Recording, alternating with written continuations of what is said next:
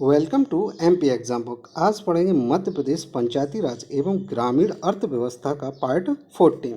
तो चलिए शुरू करते हैं। उससे पहले आप सभी चैनल को सब्सक्राइब कर लें और बेल आइकन जरूर प्रेस कर लें, जिससे आपको मध्य प्रदेश पंचायती राज एवं ग्रामीण अर्थव्यवस्था से जुड़े प्रत्येक वीडियो मिल सके। तो चलिए शुरू करते हैं। किसानों के लिए ब्याज सहायता योजना का उद्देश्य क्या है? तो इसका उद्देश्य है सस्ती ब्याज दरों पर अल्पकालिक फसल ऋण प्रदान करना। इसका सही उत्तर ऑप्शन ए। किसानों के लिए ब्याज सहायता योजना वर्ष 2006-07 से लागू हुई और इसे वर्ष 2020-21 के लिए अब लागू किया जा रहा है। यह सबवेशन किसानों को अधिकतम 7 साल की अवधि के लिए उपलब्ध होगा। किसानों के लिए ब्याज सहायता योजना का उद्देश्य सस्ती ब्याज दरों पर अल्पकालिक फसल ऋण प्रदान करना है। इसे राष्ट्रीय कृषि और ग्रामीण विकास बैंक और भारतीय रिजर्व बैंक द्वारा कार्यान्वित किया जा रहा है। नेक्स्ट क्वेश्चन है, 2020-21 तक मध्य प्रदेश में प्रमाणित जैविक खेती के तहत अनुमानित क्षेत्र क्या था? तो ये था 16.37 लाख हेक्टेयर। इसका सही उत्तर ऑप्शन सी। मध्य प्रदेश जैविक खेती और इससे जुड़े उत्पादों के निर्यात में देश में अव्वल स्थान है।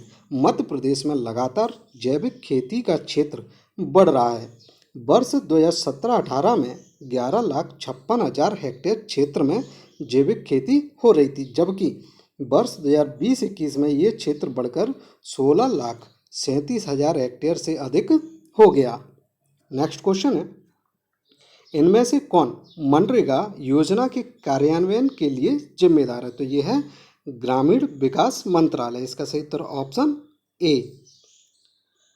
ग्रामीण विकास मंत्रालय मनरेगा योजना कार्यान्वयन के लिए नामित प्राधिकारी है। मनरेगा दुनिया की सबसे बड़ी सामाजिक सुरक्षा योजना है। यह ग्रामीण क्षेत्रों में अकुशल श्रमिकों को 100 दिनों के रोजगार की गारंटी जो काम करने के इच्छुक हैं। यदि सरकार अपने आवेदन के 15 दिनों के बाद ऐसे व्यक्ति को काम प्रदान करने में सक्षम नहीं है तो व्यक्ति रोजगार भत्ते का हकदार होगा। नेक्स्ट क्वेश्चन है, मध्य प्रदेश में मुख्यमंत्री अन्नपूर्णा योजना के तहत बीपीएल परिवारों को गेहूं की आपूर्ति किस दर पर की जाती है? तो ये की जाती है 1 रुपये। का सही उत्तर ऑप्शन डी। राष्ट्रीय खाद्य सुरक्षा अधिनियम के अंतर्गत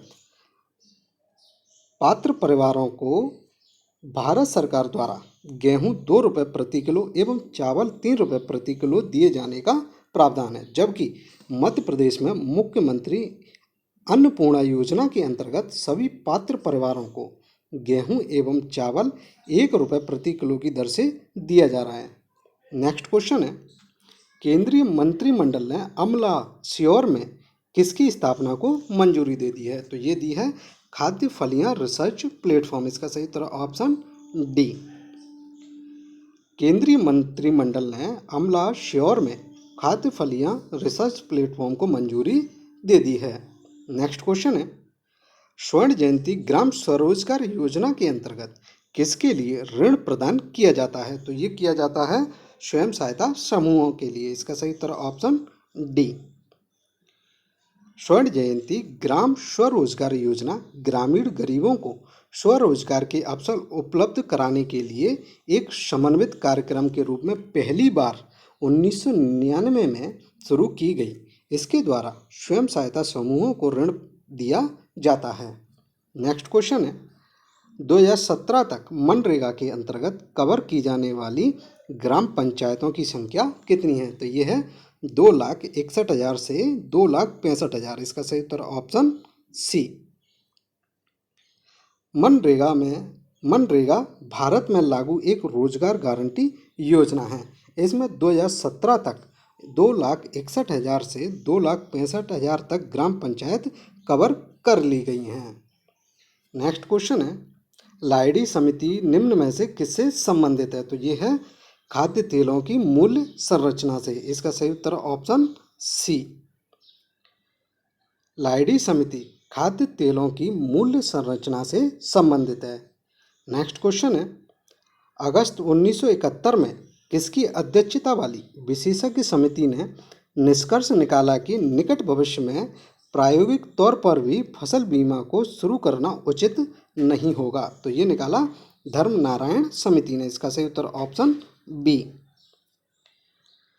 अगस्त 1971 में धर्म नारायण की अध्यक्षता वाली विशेषज्ञ समिति ने निष्कर्ष निकाला कि निकट भविष्य में प्रायोगिक तौर पर भी फसल बीमा को शुरू करना उचित नहीं है। नेक्स्ट क्वेश्चन है, मध्य प्रदेश में चावल तीव्रीकरण की प्रणाली का उद्देश्य क्या है? तो ये है चावल की खेती में उत्पादकता बढ़ाना। इसका सही उत्तर ऑप्शन डी। मध्य प्रदेश में चावल तीव्रीकरण प्रणाली चावल के उत्पादन को बढ़ाना मुख्य उद्देश्य है।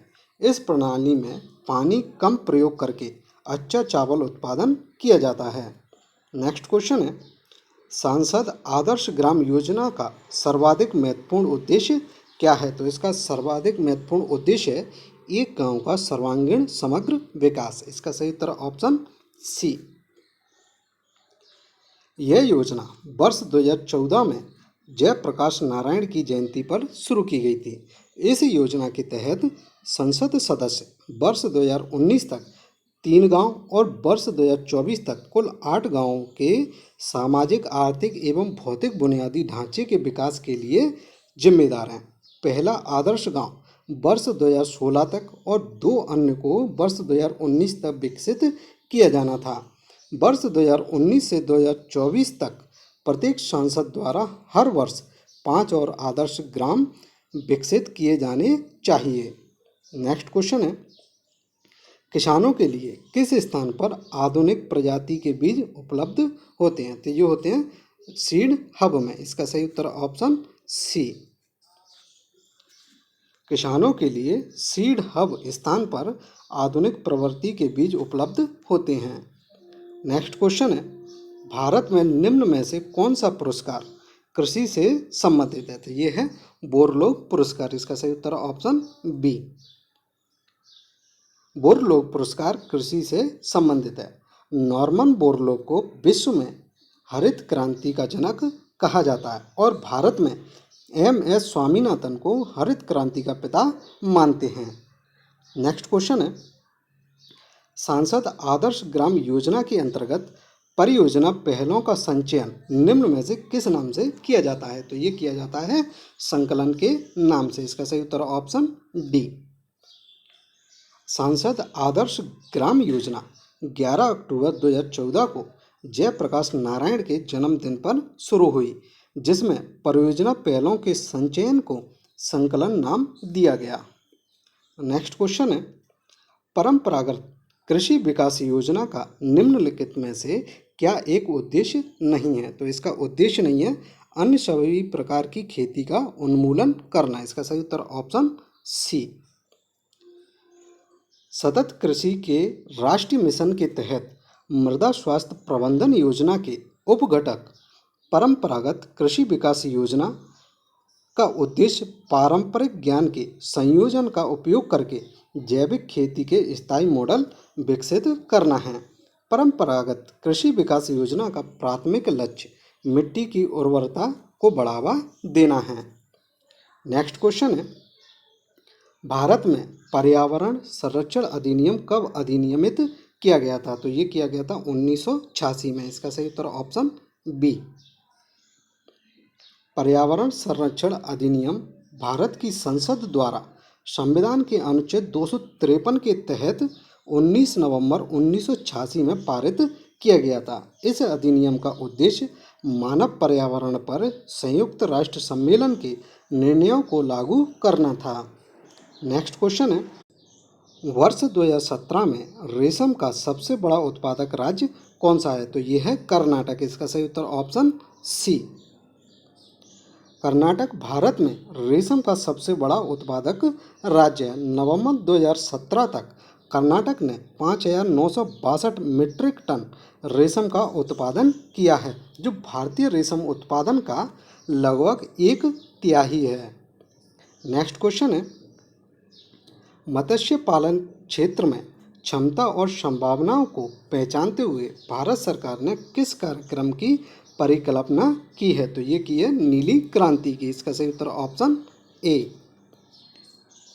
मत्स्य पालन क्षेत्र में क्षमता और संभावनाओं को पहचानते हुए भारत सरकार ने नीली क्रांति की परिकल्पना की है।